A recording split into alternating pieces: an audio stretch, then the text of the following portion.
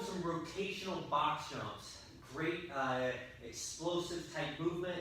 Helps develop not only some single leg type work, but also some hip speed, as well as the quad. So you want to use a box height that you're comfortable with. Start off low and then build your way up. This is about a 20-inch box. I'm progressing myself towards the 24.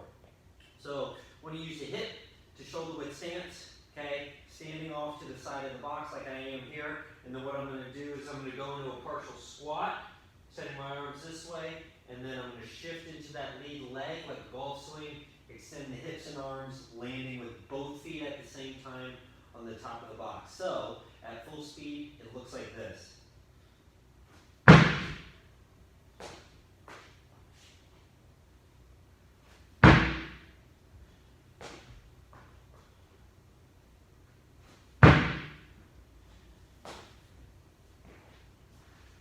So start with a height you're comfortable.